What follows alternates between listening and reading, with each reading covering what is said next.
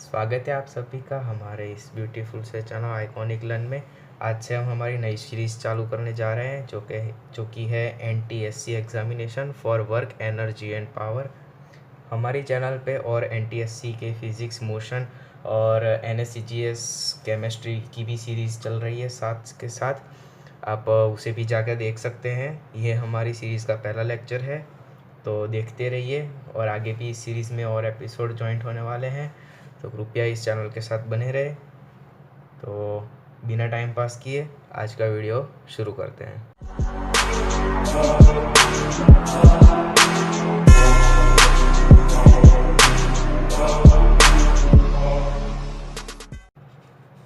तो आज का जो हमारा क्वेश्चन है उसमें सबसे पहले हम क्वेश्चन रीड करते हैं, जिसमें लिखा हुआ है the work done in moving a particle under the effect of conservative force from position A to B is 3 joule. यानी कि कोई पार्टिकल को A से B तक ले जाने में जो कंजर्वेटिव फोर्स लग रहा है वो 3 जूल है, और अब उसी पार्टिकल को B से C तक ले जाने में 4 जूल जितनी एनर्जी खर्च होती है, फोर्स लगता है। तो A से लेकर C तक, यानी जो हमारा ए पोजीशन था, ए पोजीशन से लेकर C पोजीशन जो हमारी लास्ट पोजीशन है, वहाँ तक जाने के लिए कितना फोर्स हमको लगाना पड़ेगा ये फाइंड आउट करना है। तो ये तो बहुत ही इजी क्वेश्चन है, आपको शायद तुरंत स्ट्राइक हो जाएगी माइंड में। तो सबसे पहले हम इसका ग्राफ ड्रॉ कर लेते हैं। ये हमारी हो गई पोजीशन A, ऐसा हम अज्यूम करते हैं, ये हो गया हमारा पोजीशन A। अब ये हमारी है पोजीशन B, ओके। और हमको आखिरी में हमारी जो पोजीशन है वो है C। ये ग्राफ क्वेश्चन में लिखा गया है पर मैंने ड्रॉ नहीं किया था।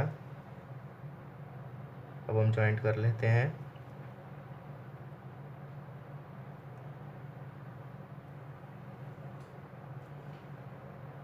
और ये मैंने ज्वाइंट कर लिया, ये तरह गया राइट एंगल। अब जो है A से B तक जाने के लिए कितनी 3 जूल, ये A से लेकर B तक 3 जूल जितना कवर होता है, तो इधर आ गया ये 3 जूल हमको वर्क करना पड़ेगा, फोर्स लगाना पड़ेगा। अब B से C तक, यानी ये B से C तक ले जाने में हमारा 4 जूल जितना वर्क करना पड़ेगा हमको, ये हो गया 4 जूल। तो अभी पूछा है A से C तक ले जाने में कितना हमको काम करना पड़ेगा। तो मुझे पता है आप सब ये राइट एंगल देख के पहले सीधा का सीधा पाइथागोरस लगा देंगे। ये 3 है, ये 4 है, तो ये इधर 5 आएगा, और ये इसके ऑप्शन में भी दिया हुआ है। तो हमको वो नहीं करना है, इसमें पाइथागोरस नहीं लगेगा। ये तो आपको सिर्फ गुमराह करने के लिए ये वाली राइट एंगल फिगर दी हुई है। ये राइट एंगल हो या ना हो उससे हमें कोई फ़र्क नहीं पड़ता। वर्क किसे बोलते हैं? इनिशियल पोजीशन और फाइनल पोजीशन, उस वर्क सिर्फ उसी पे डिपेंड करता है, ना कि बीच के कोई भी रास्ते से। अभी ये ABC ऐसे राइट एंगल में दिया हुआ है, ये कैसे भी ऐसे घुमा फिरा के पूरा ऐसे ऐसे करके भी C तक ले जाएंगे तो भी हमको वर्क तो कंजर्वेटिव फोर्स में उतना ही करना पड़ेगा जितना उसके बीच का मिनिमम डिस्टेंस है। इसमें minimum distance A to C इतना है, पर हमारा इसमें A से C तक ले जाने में कितना काम होगा, क्योंकि ये कंजर्वेटिव फोर्स है तो हमको कुछ भी नहीं करना है। A से C तक का जो हमको वर्क डन है वो हमको करना पड़ेगा एज वर्क डन, जो है AB प्लस BC जितना ही हमको काम करना पड़ेगा। क्योंकि आप फोर्स को आपको एक पार्टिकल को इधर से घुमा घुमा कर आपको जो फाइनल पॉइंट है उधर तक ले जाने के लिए आपको सिर्फ और सिर्फ फाइनल और इनिशियल पोजीशन की ही ज़रूरत पड़ती है। बीच के आप कहाँ से लेके गए, कितना घुमाए, उसको उससे कोई फ़र्क नहीं पड़ता। कंजर्वेटिव फोर्स में सिर्फ उस दो इनिशियल और फाइनल पोजीशन से ही आप वर्क डन निकाल पाते हो। इसलिए ये हो गया हमारा AB है 3 जूल, और ये हो गया 4 इज इक्वल टू ये 7 जूल आ जाएगा। ये है सही आंसर, ना कि 5 जूल। मुझे पता था सबके दिमाग में पाइथागोरस आ जाएगा ये देख के, पर यही इस क्वेश्चन की ट्रिक है, बाकी क्वेश्चन तो बहुत आसान है। तो let's move to the next. Question. तो फ्रेंड्स, आज का हमारा जो सेकंड क्वेश्चन है वो ये है, आप पढ़ सकते हो और उसको मैं टूंक में शॉर्टली एक्सप्लेन कर देता हूँ कि एक ब्लॉक है जिसका मास m है और वो v की स्पीड से मूव कर रहा है और वो एक स्प्रिंग को जाके टकराता है और वो स्प्रिंग को x डिस्टेंस जितना कंप्रेस करता है, तब तक कि जब तक उसकी वेलोसिटी हाफ ना हो जाए। तब स्प्रिंग कांस्टेंट क्या होगा, हमको स्प्रिंग का स्प्रिंग कांस्टेंट फाइंड करना है। ओके, तो आप ट्राई कीजिए पहले सॉल्व करने का, ना हो सके तो बाद में देख लेना सॉल्यूशन। तो हमको दिया हुआ है स्टार्टिंग में वेलोसिटी, तो पहले लिख लेते हैं let the velocity at the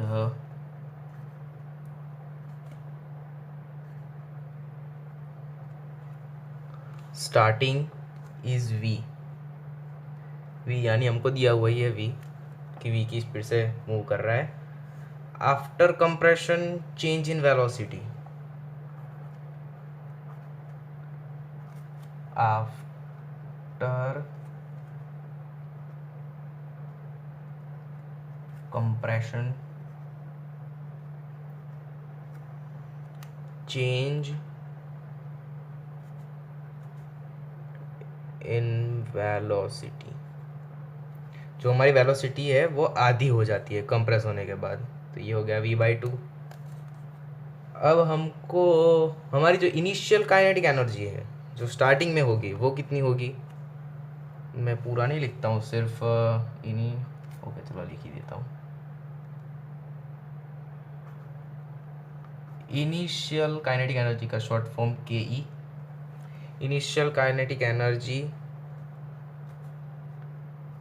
of block is 1/2 mv² हो जाएगी, जो है हमारा वो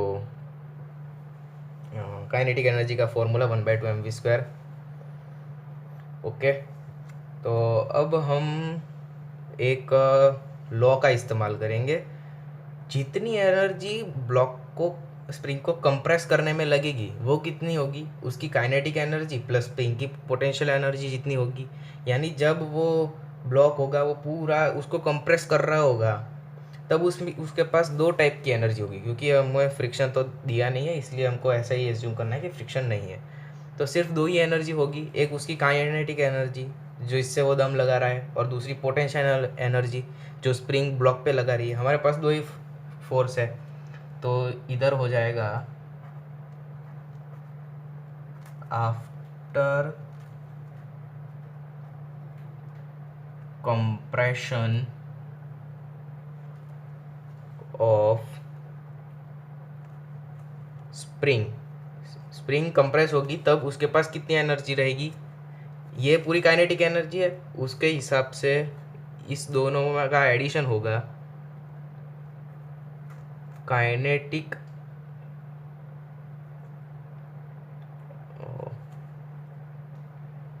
एनर्जी प्लस पोटेंशियल एनर्जी जो स्प्रिंग की होगी।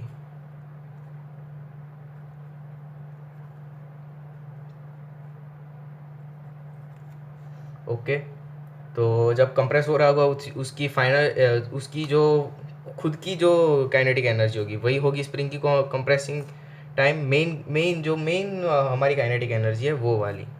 तो ये है फुल जो मैक्सिमम है उसकी स्टार्टिंग की kinetic energy is equal to, अब उसमें आधी है जो उसकी वेस्ट हो गई है 1v/2 के हिसाब से, क्योंकि वो कंप्रेस हुआ है। इसके हिसाब से उसमें काइनेटिक एनर्जी कितनी होगी जब वो कंप्रेस कर रहा होगा, तो उसमें अब जो ब्लॉक में बची रहेगी हो गई काइनेटिक एनर्जी वो कितनी होगी 1/2 mv/2², क्योंकि अब उसकी वेलोसिटी हाफ हो गई है। और पोटेंशियल एनर्जी जो स्प्रिंग का होता है 1/2 kx², ये हो गया kx²। ओके, तो हमको ये kx निकालना है, तो हमने क्या किया, इस पूरे में से 1/2 कॉमन निकाल लिया। और उसको उड़ा भी दिया, तो मैं लिख ही देता हूँ 1/2 mv² इज इक्वल टू 1/2 को कॉमन निकाल लिया, ये हो गया mv/2 का स्क्वायर प्लस kx², ये इतना हो गया, ये 1/2 कट हो गए। ओके, हम अब इस जो ये वाला है उसको इज इक्वल टू के इस साइड ले आते हैं, लेफ्ट हैंड साइड, तो ये हो जाएगा kx² is equal to m को कॉमन निकाल लिया, ये हो गया v² माइनस v²/4, हमने स्क्वायर को का ब्रैकेट खोल दिया। अब इसके हिसाब से हमारा हो जाएगा kx² is equal to 3m v²/4 हो गया। अब हम x² को भी नीचे ले आएंगे क्योंकि हमको स्प्रिंग कांस्टेंट फाइंड करना है। इसके हिसाब से तो ये हो जाएगा k is equal to 3m v²/4x², तो ये आ गया हमारा आंसर। कौन सा सेट हो रहा है? फर्स्ट ए, ये है हमारा असली answer. Let's move to the third question. Okay, तो आज का हमारा जो लास्ट क्वेश्चन है वो ये है कि जो हमारे पास एक स्प्रिंग है जिसका स्प्रिंग कांस्टेंट दिया हुआ है 5 × 10⁻³ न्यूटन पर मीटर, जिसको इनिशियल पोजीशन जो उसकी अनस्ट्रेच्ड पोजीशन होती है जहाँ पे वो खींची हुई नहीं होती है, उससे उसको पहले से ही 5 सेंटीमीटर पहले से खींचा हुआ है। अब उसको और 5 सेंटीमीटर खींचना है, यानी पूरी की पूरी लेंथ, पूरा हम जो वर्क डन करेंगे उसके बाद 10 हो जाएगी पूरा खींचने के बाद। यानी जो उसकी, आप मान लीजिए कि ये एक स्प्रिंग है, ये अभी अनस्ट्रेच्ड पोजीशन में है, स्ट्रेच नहीं हुई है, तो इससे हमने उससे पहले से ही फर्स्ट केस में 5 सेंटीमीटर जितना खिसका लिया है। यानी ये हो गया t इज इक्वल टू 0, ये हो गया t इज इक्वल टू 1, जब हमने उसको पहले से अनस्ट्रेच्ड से थोड़ा ज़्यादा हुआ खींचा हुआ है 5 सेंटीमीटर जितना। आप समझ लीजिए ये है 5 सेंटीमीटर ज़्यादा, ये हो गया 5 सेंटीमीटर जितना। अब हमारा क्वेश्चन यहीं से स्टार्ट होता है t इज इक्वल टू 1 से, और अब t is equal to 2 last case, जिसमें हमने इधर से भी 5 सेंटीमीटर ज़्यादा खींचना है। ये आखिरी, ये और हो गया 5 सेंटीमीटर, यानी कि ये हो गया 5 सेंटीमीटर और ये भी हो गया 5 सेंटीमीटर, तो टोटल लेंथ इसकी हो गई 10 सेंटीमीटर। तो हमको यही फाइंड करना है कि इस फाई से इस फाई तक पहुंचने के लिए कितना वर्क डन करना पड़ेगा। ओके, आप सबके दिमाग में फॉर्मूला आ ही गया होगा स्प्रिंग का, work done is equal to 1/2 kx² पर 1 मिनट। हमारे पास तो यहाँ 2x है, हमको तो 2 डिस्प्लेसमेंट्स दी हुई है, एक अनस्ट्रेच से लेके 5 सेंटीमीटर और उस 5 सेंटीमीटर से भी 5 सेंटीमीटर।